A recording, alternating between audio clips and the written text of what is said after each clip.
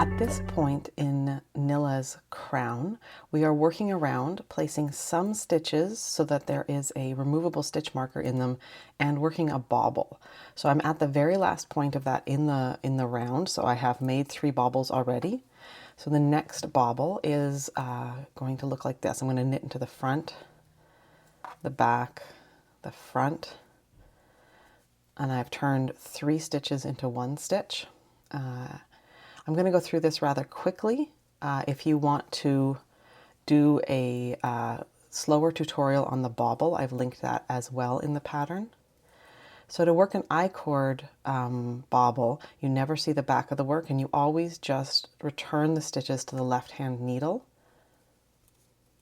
work across them.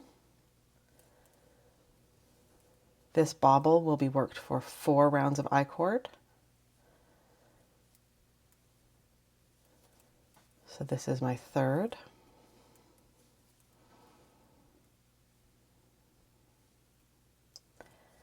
And after working my 4th, I will not return the stitches to the left-hand needle.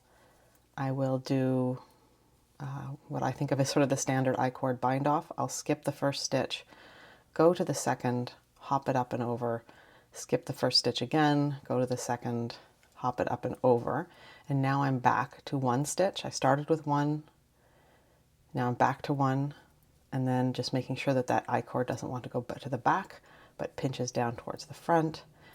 Having bound off, we have our a little 2-layered crown here. We've got the bit we picked up and knit up, coming up and over the red velvet section. And what we now need to do is, here's the beginning of round marker for where we're going to pick up stitches on the body. So we're going to just pick the next stitch markered stitch that we did not bind off. And we're just going to slide our needle through that. And we are going to take that removable stitch marker out. We need to rejoin our yarn. We're using our larger needles. And we are going to knit front and back and front into that stitch. It's awkward because the yarn is in no way anchored. So this yarn for sewing in later is no way anchored, and so this just makes it a little wobbly and tricky. So don't judge yourself if you're not loving that step. All right, so now all we do is we work I-cord for about 31 rounds. In other words, long enough to go up and over and attach down to this stitch over here. Having worked our I-cord, I'm going to I've cut it and I'm going to just fasten it off here. I'm going to slide my yarn needle through from right to left, go through all 3 of those stitches and just secure them like that. Then we're going to go to the spot across the crown and we'll go through that held stitch. Now that we're through the stitch, we can take the stitch marker off. And now we just need to go through the I-cord a couple of times and then back through the stitch just to secure it. So I'll go through the I-cord and then through that stitch, pull tight, see how that looks. Now I'm just going to go through the I-cord again, then go back through that stitch, and then I'm going to go through to the other side. So I'll go through the stitch one more time.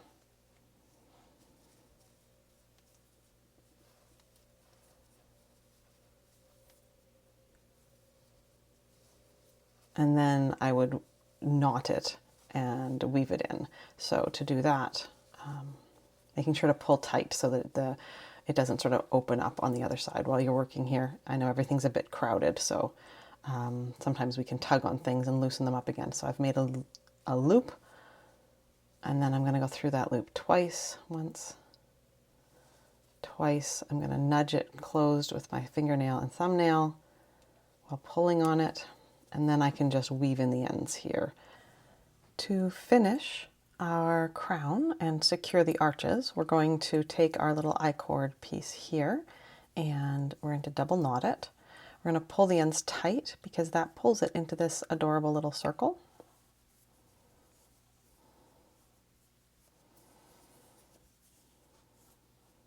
Once you have it tied up and one end on the yarn needle, what you're going to do is you're going to find the front of yours, which is going to be the bobble across from the stitch marker, and that is going to be the front of your hat. And now you have to decide whether you like it better with the circle forward or the circle sideways. It's your decision. And then just make sure that your arches are centered over our top decrease here. Once all of that is in place, we've got our decision made. We're just going to go straight through, go through both arches and then down into the crown. You will likely go through the ring of decreases that we made there. Those fastened off stitches don't close up quite tightly perhaps. So just make sure that you've not just gone through them, but you actually go through some of the, what I'm thinking of as the red velvet of this crown.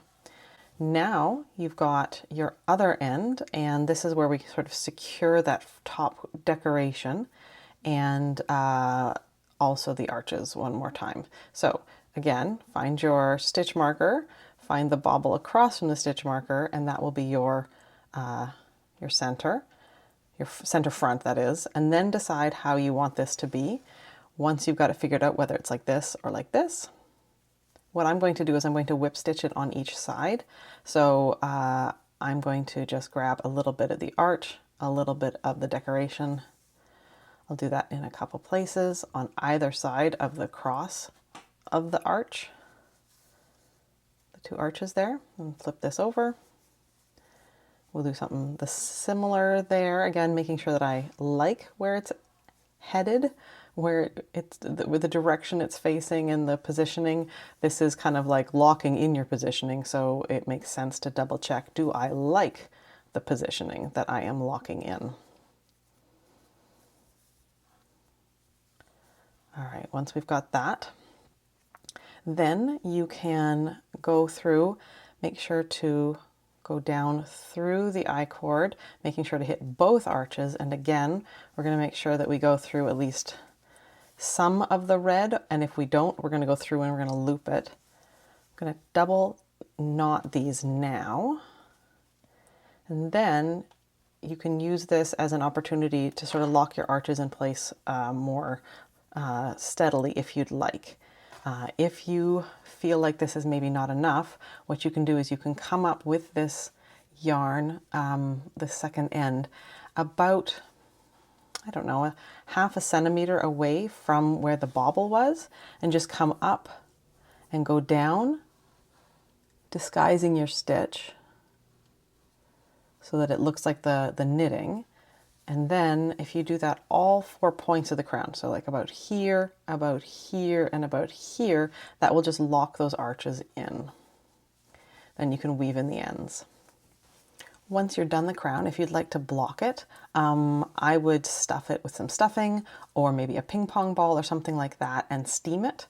If you'd like to soak it and stuff it, go ahead. The stuffing part of Gnilla will fill this out nicely and make it look pretty finished, so don't feel like you have to steam or wet block the crown.